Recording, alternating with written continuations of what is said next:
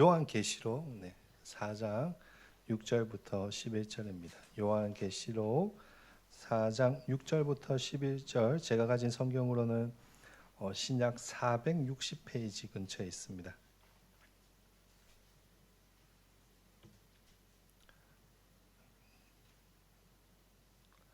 한 절씩 교독하겠습니다. 보좌 앞에 수정과 같은 유리바다가 있고 보좌 가운데와 보좌 주위에 네 생물이 있는데 앞뒤에 눈들이 가득하더라.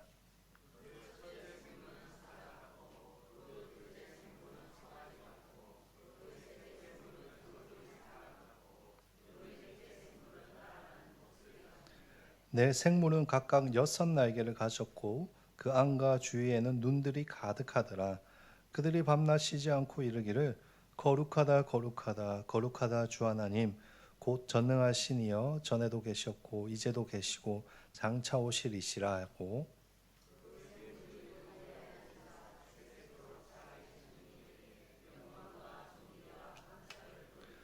24장로들이 보좌에 앉으신 이 앞에 엎드려 세세토록 살아계시는 이에게 경배하고 자기의 관을 보좌 앞에 드리며 이르되 우리 주 하나님이여 영광과 존귀와 권능을 받으시는 것이 만물을 지으신지라. 만물이 주의 뜻대로 있었고 또 지으심을 받았나이라 하더라. 아멘. 오후에도 이렇게 사랑하는 성도님들과 말씀을 나누게 되어서 정말 감사합니다. 우리 원종환 집사님 항상 이렇게 찬양으로 섬겨주신데 찬양에 참 은사도 있으시고 감동도 있는 것 같습니다. 제가 이렇게 노래 잘하는 분을 거의 많이 본 적이 없는 것 같은데 우리 박수로 격려하겠습니다. 우리 원종환 집사님 계셔서 참 좋습니다. 또 우리 집사님들, 좋은 장로님들 참 복을 많이 받은 사람 같습니다. 오늘 우리가 지난주에 나눈 이 요한계시록 4장 말씀을 함께 생각해 보고자 합니다. 요한계시록 4장의 말씀을 통해서 우리가 무엇에 대해서 말씀을 나누었습니까?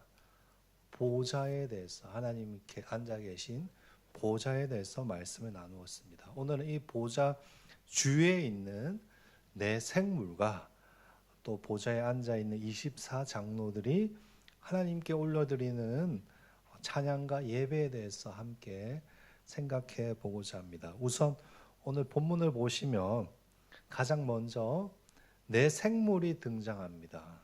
6절입니다. 우리 6절 한번 보실까요? 보좌 앞에 수정과 같은 유리바다가 있고 보좌 가운데와 보좌 주위에 네 생물이 있는데 앞뒤에 눈들이 가득하더라. 요한이 눈을 들어 하나님의 보좌를 보았는데 이번엔 뭐가 있는가 하니 보좌를 중심으로 그 주위에 네 생물이 있습니다. 굳이 상상해 보자면 이렇게 하나님의 보좌가 이렇게 있고 요 동서남북 이렇게 주위로 이렇게 네 생물이 있지 않았을까 상상할 수 있습니다. 그런데 이 네 생물의 모습들이 매우 기괴합니다. 7절부터 8절에 보시면 이 생물들의 모습이 어떠한지에 대해서 자세하게 이야기해 주고 있습니다. 첫째 생물은 생긴 것이 무엇과 같이 생겼습니까? 사자와 같이 생겼습니다. 둘째 생물은 송아지와 같이 생겼습니다. 셋째 생물은 얼굴이 사람과 같이 생겼습니다. 넷째 생물은 독수리 같이 생겼습니다. 각자 다르게 생겼습니다. 그렇죠? 하지만 이 네 생물 사이에는 공통점도 있습니다. 그것이 무엇인가 하면 날개가 몇 개입니까? 6개이고 이 네 생물 사이에는 눈이 가득하다는 것입니다. 안과 주위에 눈이 가득하다라고 기록되어 있습니다.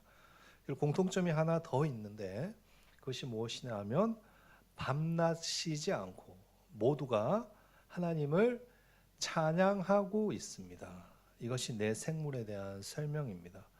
그런데 이 네 생물이 무엇을 의미하는지에 대해서 사실 쉽지가 않습니다. 지금까지 많은 신학자들이 여러 가지 의견들을 제시하였고 또 많은 토론들이 있지만 확실히 이것은 이것이다라고 결론 짓기가 쉽지가 않습니다. 너무 많은 입장들이 있기 때문에 오늘 제가 이 설교에서 요한계시록 수업 시간도 아니고 다 살펴볼 수는 없고 가장 많이 이야기하는 세 가지 주장에 대해서 먼저 다루고자 합니다. 첫 번째 주장은 이 내생물이 예수님을 상징한다는 것입니다. 잠에서 깨어나십시오. 예수님을 상징한다는 것입니다. 네. 사자는 이 땅에 오신 예수님, 송아지는 순결한 제물로 오신 예수님, 사람은 이 땅에 인자로 오신 예수님, 독수리는 하나님의 아들이신 예수님을 상징한다라는 것입니다. 이러한 주장이 그럴듯하지만 사실 이것은 논리적으로 맞지 않는 것이, 말 그대로라면 예수님이 하나님의 보좌를 이제 수호하는 존재들이 된다는 것인데, 바로 뒤에 계시록 5장에 가시면 어린 양이 나오거든요. 그럼 어린 양과 충돌이 되어 버립니다. 그럼 이 예수님이 내생물로도 존재하시고 또 어린 양으로도 존재하니까 논리적으로 말이 안 되는 것이죠. 그런 점에서 이 주장은 받아들이지 않습니다. 두 번째 주장은 이 내생물이 복음서를 상징한다는 것입니다. 마태복음은 사자, 또 왕으로 오신 예수님, 마가복음은 송아지, 제물로 오신 예수님, 누가복음은 인간으로 오신 예수님, 요한복음은 독수리, 하나님의 아들이신 예수님이라는 주장입니다. 이것이 여러분 최소 중세 시대까지는 교회에서 가장 많이 받아들여진 의견이며 다들 그렇게 생각했습니다. 실제로 지금도 가톨릭에서는 이렇게 생각을 하고 있습니다. 그런데 요즘에는 이 대부분의 기독교에서 그런 해석을 거의 받아들이지 않습니다. 왜냐하면 성경의 근거가 너무 빈약하고 지나치게 추상적이기 때문입니다. 마지막으로 이 내생물에 대한 주장이 무엇인가 하면 이 내생물이 모든 피조물을 대표하는 스랍이라는 천사라는 주장입니다. 무슨 천사요? 스랍이라는 천사. 이사야 6장에 가시면 이사야가 하나님의 보좌를 보게 됩니다. 그때 사명을 부여받게 되죠. 그때 이사야가 하나님의 보좌 주위로 하나님의 영광을 호위하면서 하나님의 거룩하심을, 거룩하다 거룩하다 거룩하다 하나님의 거룩하심을 찬양하는 일을 하는 천사들인 스랍들을 보게 됩니다. 이때 이사야가 기록한 스랍들의 모습이 오늘 우리가 살펴보는 이 요한계시록의 내생물과 비슷하기 때문에 이 내생물을 스랍이라고 받아들이는 것입니다. 오늘날에는 이러한 주장이 가장 많은 지지를 받고 있고 저 역시 그러한 주장을 따릅니다. 그런데 이사야에 기록된 이 스룹들과 요한계시록에 기록된 이 스룹들 사이에는 한 가지 차이가 있습니다. 그것이 무엇인가? 스랍들의 얼굴이 공개된다는 것입니다. 이사야서에는 스랍들이 얼굴을 어떻게 하고 계신지 아십니까? 어떻게 하고 있을까요? 가리고 있습니다. 날개 중에 두 개로 얼굴을 가리고 있는데 요한계시록은 스랍들의 얼굴이 공개되어 있습니다. 요한이 그걸 보고 있는 것이죠. 그러므로 우리의 질문은 이제 자연스럽게 어디로 가야 하는가 하면 요한이 본 이 스랍들의 얼굴들이 의미하는 바가 무엇인가? 그리고 본문은 왜 얼굴을 보여주면서 우리에게 어떤 메시지를 주고자 하는 것인가? 이것을 살펴봐야 됩니다. 일단 첫 번째로 이 스랍들의 얼굴은 무엇을 의미하는 것일까요? 왜 똑같은 모습이 아니라 각자 다른 사자, 소, 인간, 독수리의 얼굴을 하고 있는 것일까요? 이유를 간단하게 요약하자면 이 동물들이 피조물을 대표하는 동물이기 때문입니다. 네, 우리 장로님 잘 적고 계시네요. 네. 피조물을 대표하는 동물들입니다. 사자는 야생 동물 중에서 가장 강한 동물이고, 맞죠? 소는 가축 중에서 가장 힘이 세고, 독수리는 새 중에서 가장 높이 날고, 사람은 모든 창조물을 다스리는 하나님의 형상입니다. 각자 피조물들의 한 축을 담당하는 것입니다. 그런 의미에서 보좌의 주위에 있는 이 네 수룹은 모든 피조물을 대변하는 또 대표하는 존재들이라고 할 수 있습니다. 그런데 이 네 수룹이 하나님의 보좌 앞에서 무엇을 하고 있습니까? 하나님을 찬양하고 있습니다. 여러분, 이게 굉장히 중요합니다. 오늘 이 스랍들이 하는 찬양을 보면 하나님에 대해서 두 가지를 찬양합니다. 가장 먼저 하나님의 거룩하심을 찬양합니다. 8절에 보면 이렇게 기록되어 있습니다. 그들이 밤낮 쉬지 않고 이르기를 뭐라고 합니까? 거룩하다, 거룩하다, 거룩하다. 거룩하다가 3번 반복되어 있습니다. 왜 3번일까요, 여러분? 유대인의 문화에서 3번은 최상급을 나타내기 때문입니다. 유대인들은 어떤 말을 할 때 2번 반복하면 강조를 하는 것이고 3번을 반복하면 최상급을 나타내는 것입니다. 정말 좋아 좋아, 이건 무슨 거죠? 좋다는 것을 강조하는 것이고, 정말 좋아 좋아 좋아, 이거는 최고로 좋다라는 의미입니다. 따라서 거룩하다, 거룩하다, 거룩하다라고 이 스랍들이 3번을 찬양하는 것은 결국에는 하나님이 완전히 거룩하신 분이라는 것을 찬양하는 것입니다.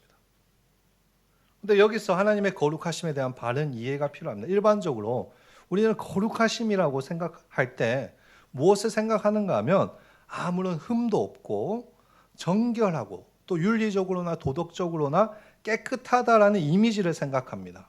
그런데 아마 금요기도회 때 오신 분들은 우리 말씀을 통해 살펴본 것처럼 성경에서 말하는 거룩이란 구별되고 분리되다라는 의미를 가지고 있는 단어입니다.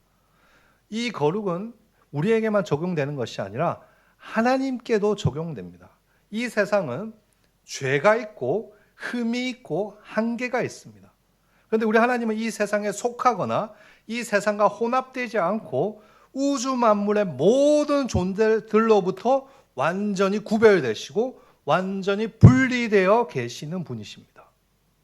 따라서 우리가 하나님이 거룩하다라고 할 때 그것은 죄 없이 깨끗한 것, 거기만 머무는 것이 아니라 그것을 넘어서서 우리와 완전히 다른 분으로 초월자로서 이 우주 만물을 다스리시는 초월자로서의 하나님을 의미하는 것입니다. 그것이 더 확실해지는 것이 뒤에 이어지는 찬양입니다. 여러분 8절 뒷부분 보실까요? 주 하나님 곧 전능하시니요 전에도 계셨고 이제도 계시고 장차 오시리시라 하고, 여기 보시면 스룹들이 전에도 계셨고 과거 시제죠. 또 이제도 계시고 현재 시제도 또 장차 오실 미래 시제, 3가지 시제를 다 사용하여서 하나님을 표현합니다. 왜 이렇게 표현하는 걸까요? 과거, 현재, 미래와 상관없이 하나님은 언제나 존재하시는 초월자, 거룩하신 하나님이라는 것입니다. 우주에 있는 존재들 중에서 하나님을 제외하고 영원한 존재는 없습니다, 여러분. 모든 것은 죽거나 사라집니다. 그러나 우리 하나님은 그렇지 않습니다. 과거부터 지금까지 그리고 앞으로 영원히 죽거나 사라지지 아니하시고 영원히 계신 거룩하신 하나님이십니다. 이처럼 스룹들이 찬양하는 것이 무엇인가 하면 거룩하신 하나님의 영원성에 대한 찬양입니다. 우리 하나님은 구별된 분이시고 우리 하나님은 영원히 계시는 분이시다. 그렇게 하나님의 거룩성을 찬양하고 이어서 하나님의 영원성을 찬양하는 것입니다. 그런데 아까 말씀드린 것과 같이 다시 돌아와서 여러분 저를 보십시오. 아까 말씀드린 것 같이 이 수룹들이 뭐라고 제가 말씀드렸습니까? 우주 만물의 피조물을 대표한다고 말씀드렸습니다. 그렇죠? 그러니까 자연스럽게 이것이 우리에게 주는 메시지가 무엇이 되겠습니까?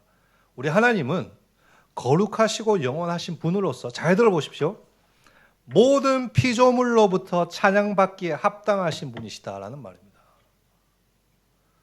모든 피조물이 하나님을 마땅히 찬양해야 한다는 것을 우리에게 보여주는 것입니다. 그러니까 오늘 이 말씀에 내 수룹이 등장한 것은 그냥 하나님의 보좌 주위에 신비한 영적 존재들이 존재한다는 것을 보여주기 위해서가 아니라, 물론 그것도 있겠지만 우리에게 이 메시지를 주기 위함입니다. 모든 피조물을 대표하는 수룹들이 하나님께 끊임없이 영광과 찬양을 돌려드리는 것 같이 이 세상의 피조물들도 거룩하시고 영원하신 그 하나님을 찬양해야 한다는 그 말입니다. 다른 말로 하면 우리 하나님은 어떤 분이신가? 우리 하나님은 모든 피조물로부터 찬양받기에 합당하신 그런 분이시다. 그러니까 너희가 입술을 열어서 뭘 해야 되는가? 수룹들과 같이 우리 하나님은 거룩하다, 거룩하다, 거룩하다 찬양해야 한다는 것입니다. 이것은 제가 여러분 억지로 추론해서 막 만들어낸 그런 주장이 아닙니다. 10절부터 11절을 한번 보십시오. 이번에는 누가 등장하는가 하면 24 장로들이 등장합니다. 이 24 장로들, 지난주에 제가 열심히 설명을 드렸는데 무엇을 의미한다고 말씀드렸습니까? 네, 전혀 기억이 안 나시나요? 네, 열심히 한번 대답을 해보시죠. 무엇을 의미합니까? 맞습니다. 그러니까 다른 말로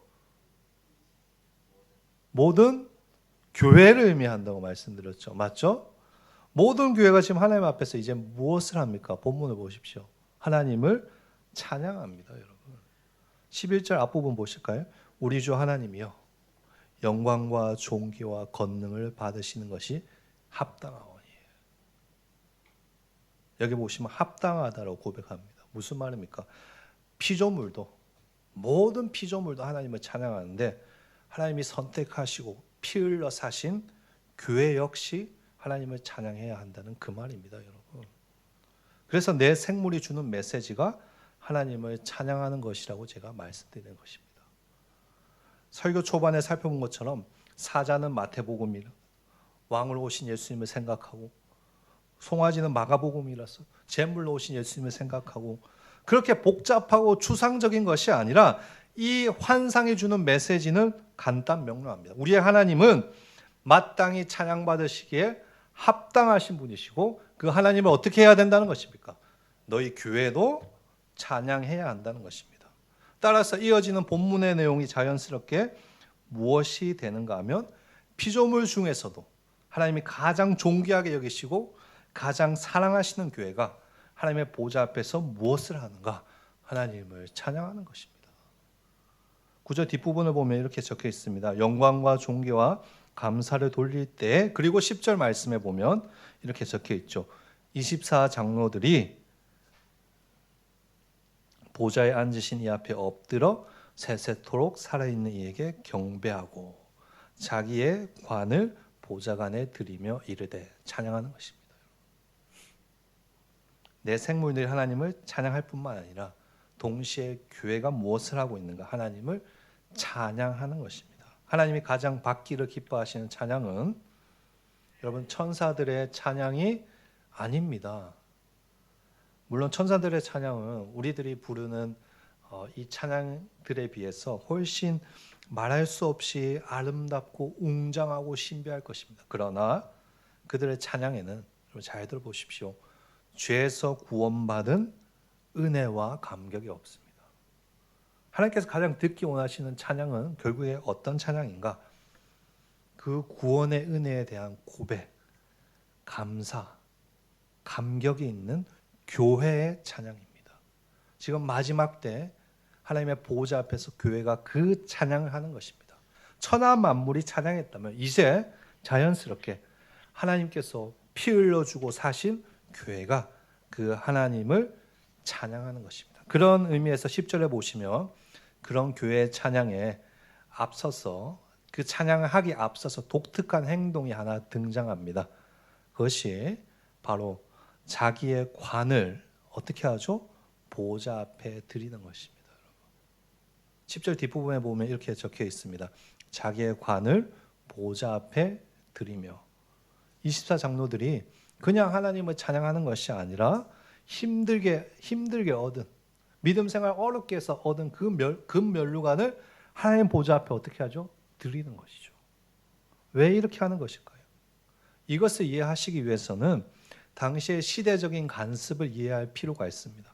옛날 그리스 시대 때에는 한 나라의 왕이 다른 나라의 왕에게 굴복당했을 때 완전한 항복과 순종의 의미로 무엇을 하였는가 하면 자신의 왕관을 벗어서 그 왕에게 드리는 관습이 있었습니다. 따라 지금 하나님의 보좌 앞에 이 24장로들이 하나님께 면류관을 벗어 드리는 것은 무슨 말인가? 거룩하시고 영원하신 하나님 앞에 우리들이 자랑할 것이 전혀 없다라는 말입니다, 여러분. 구원을 받기는 하였지만 그 구원은 결코 우리들의 공로가 아니라 하나님의 놀라운 능력과 은혜로 인한 것이라는 그 고백입니다, 여러분. 그래서 자신들이 받을 면류관을 쓰고 나는 이렇게 자랑스러워, 나는 이렇게 높아져야 돼, 자랑하지 않냐고, 높아지지 않냐고 어떻게 하는가? 진정으로 높임을 받고 찬양받으실 그 하나님 앞에 면류관을 내려놓는 것입니다. 11절 말씀 우리 같이 한번 읽어보도록 할까요? 같이 읽겠습니다. 우리 주 하나님이여 영광과 존귀와